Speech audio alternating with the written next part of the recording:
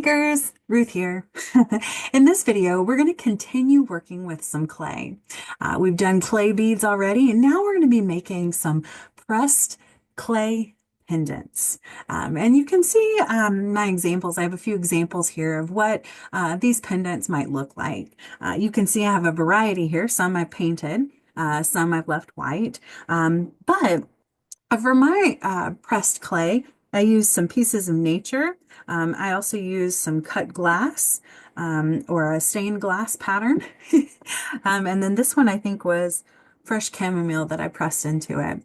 For this pressed clay, anything that has texture on it is going to work really well for this pressed clay project. Okay?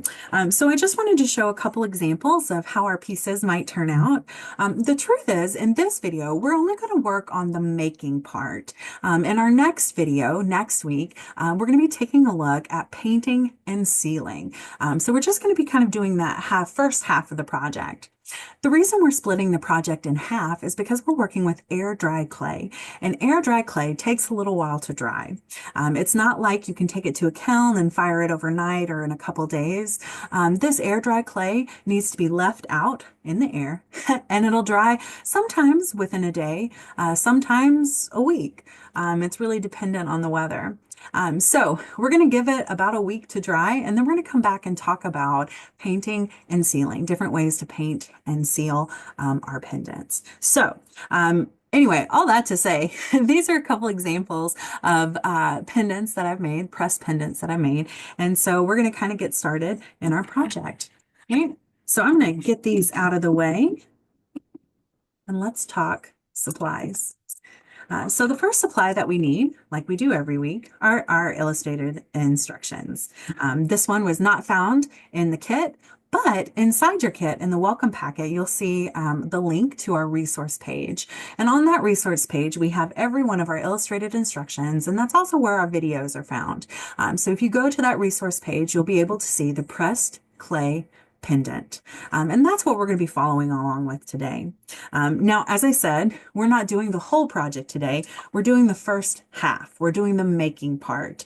That clay needs time to dry, and so we're going to kind of pause a little bit before we come back to paint and seal. So you'll notice at the top, there are a list of supplies. We're not going to be using all of them today. What we're going to be using today is the air dry clay, which we're going to be using Model Magic. It looks like this. We'll also need kind of a wax paper surface. I'm using foil, right? We'll also need something to use as a rolling pin. I'm going to be using a pickle jar, but anything that has a hard round surface, you can use the jar of Model Magic that came in the kit. That's a good surface too. A rolling pin, anything that's round that we can use to kind of roll out our clay. And then the last thing we need, it's not in the kit, just like the jar, is a textured item to press into our clay. Now you can use natural material if you have leaves or flowers, twigs, things like that. You can also press feathers, seashells. I'm going to use, I have a signet ring that has a little bumblebee on it. I'm going to use that today. And I'm also going to be using, I have a glass cut coaster that's got a pretty texture on it. I'm going to be using that today. But think outside the box. A piece of lace will work, a really textured fabric. Think about all the different things that have texture on them that might leave a good imprint. So the supplies that we need today are going to be our clay, a work surface like foil or wax paper. We'll need something to roll our clay out with, and then we'll need a textured item to press into our clay. All right, so let's go ahead and get started with our process. I'm going to start by opening up my clay, cutting the end. And as you open your clay, you'll notice you'll have this kind of pad, little square pad of clay. Let's go ahead. Our first step is to kind of soften it up. So I'm going to make three pendants today. you can make one large pendant. You can separate it into four pendants. It depends on what size you want. I'm going to break mine up into three pieces. So I'm going to start off just like we did with our clay beads. I'm going to start off just kind of softening my clay a little bit, squeezing it in my hands, giving my hands that little massage, right? Once I kind of soften it up a little bit, I'm going to break it off into the pieces, the size pieces that I want. I'm thinking my signet ring is kind of small, so I'll just need a small piece of clay for that. And then I'm just going to kind of break the other two up in a somewhat, well, not really even size. Um, so once you have your clay broken up into the size pendants that you want, take your time to kind of squish it and roll it into a ball. It's important to roll it into a ball because as we roll it out to flatten it, we're going to make it into a circle shape. Now you can make it into whatever shape you want. If you would rather a square, that's totally fine. If you would rather an oval, also fine. A heart, whatever shape you want to do is good. But I'm going to show how to roll it out to make a circular pendant, right? And so I'm just taking that small piece, the one that I was going to use for my ring, and just kind of rolling that into a ball. And I'm just kind of rolling it over all those pressure points in my hand, right? Rolling it across my palm and across my fingers. And then checking it to make sure there are no cracks in it. And it's pretty round. I'm going to do that with all my pieces.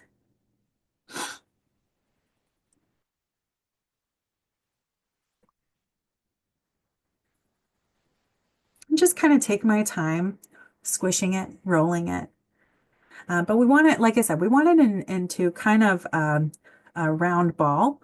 You can see I've still got some cracks in mine, so I'm going to keep rolling. And I'm just kind of like rolling it across every part of my hand. Um, like I said, giving myself a little hand massage while I'm doing it. Because of those pressure points in our hand, it's connected to different parts of our body. So we can actually feel better by working with clay, rolling that clay. Yeah, so I'm just going to kind of take my time doing that rolling, check it for cracks. Just kind of roll it around. I think I'm in a good spot here. And I'm going to roll that last one. Notice you can see with mine, it's hard to kind of roll it to start because it's pretty stiff. But the more I work with it, the softer it is, the easier it is to roll. Yeah. And so we're just kind of rolling it into that ball, checking to make sure there are no cracks.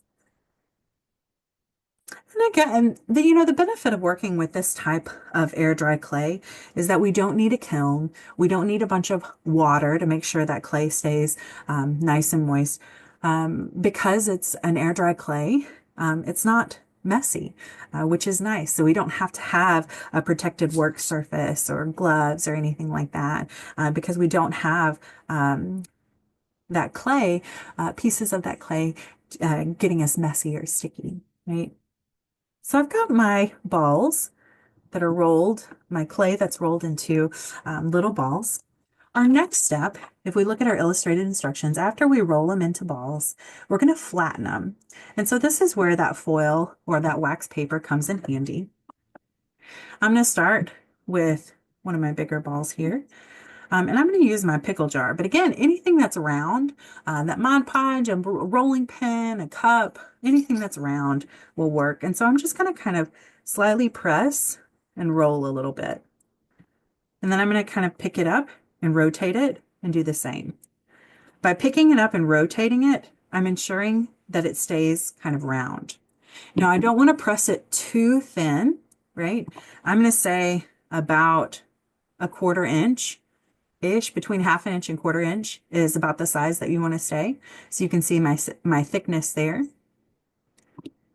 And then we're going to press into it, right? So I'm going to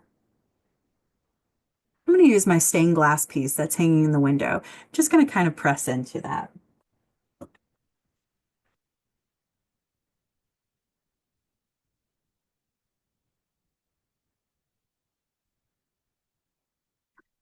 can see that pattern in the stained glass. Right? So I just pressed into it a little bit. I'm going to take my next ball and roll it out again, doing that same thing with my rolling pin, pressing and just rolling, and then picking it up and rotating it. Picking it up and rotating it. I want it to keep that kind of circular shape, and I want to make sure that it's the same thickness all the way through, that there's not a thinner part and a thicker part. And I'm making sure I'm not pressing it so I'm getting cracks on the outside. If you do notice that there's some cracks, or if you press into it and you're not happy with how it turned out, the great news is that you can ball it up and start over again. That's the benefit of working with clay. So I'm going to take my cut glass coaster and I'm going to press into it, into this one. Right? So I've got that thickness that's about 1/4 inch, right? You can make it a little thinner, but you don't want it too thin. And I'm just going to press into my clay here. I'm going to make sure it's pressed evenly. And then I'm going to carefully peel it off. And I have that shape.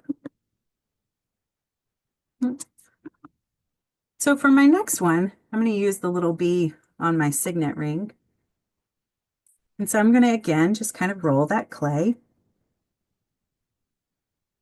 turn it and roll it, turn it and roll it, because I want it to stay kind of round. And again, not making it too thin or too thick, staying around that 1/4 inch thickness. And then I'm going to take, again, my textured piece,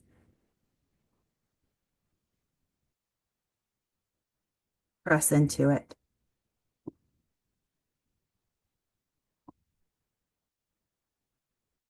Pull it out. And I have my little bumblebee.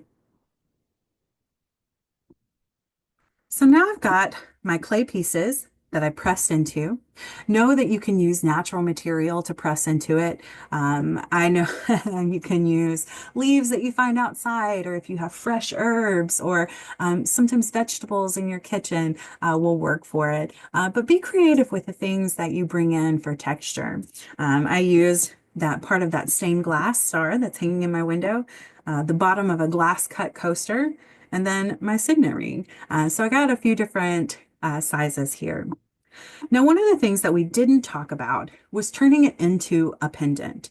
Now, if you want to put this on a piece of string or ribbon, what we need to do while it's still wet, while we're still working with it, before it starts to dry, we'll take a skewer, one of the skewers that came in the kit, and we're just going to poke a hole through it, right? So I'm going to start with my little bee here. I'm going to take the pointy end of my skewer, and you can also do this with a needle, but I know there's some skewers that came in the kit. And I'm just going to kind of stab it and gently press and twist till it goes all the way through. Right? So I've got that hole that I can use to add string or ribbon. And I'm going to do the same with all my pieces. Figure out where I want it to hang, gently stab it, and then twist and push. Gently twist and push.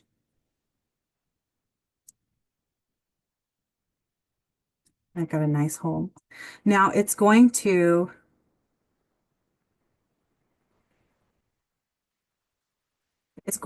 shrink as it dries. I was trying to decide which way I wanted it to hang. It's going to shrink as it dries. And so the hole that you make might get a little bigger. That's okay. But you can see we have that hole all the way through. Now, once we have those holes poked, we have them pressed, we're going to let it dry. Now, just like our clay beads, it may take a day or two. It may take a week. It depends on the weather, on the atmosphere. If there's a lot of moisture in the air, if it's rainy or humid, it may take a little longer to dry. But if the air is drier, it'll dry at a faster rate. So here's the thing to remember when it comes to drying our air dry clay pendants, right? Now we're going to let it dry like this for a couple days. And then what I want to encourage you to do is after a couple days of it drying with the textured prints up, after a couple days, just go through and flip it over. And that'll give it the chance to dry on the back. We want to make sure it's dry on both sides. We didn't have to flip it with our clay beads because they were on a skewer and the air was able to get all the way around it and dry it out. But with our pendants, because they're flat, we want to make sure that we flip it halfway through the week so it dries completely.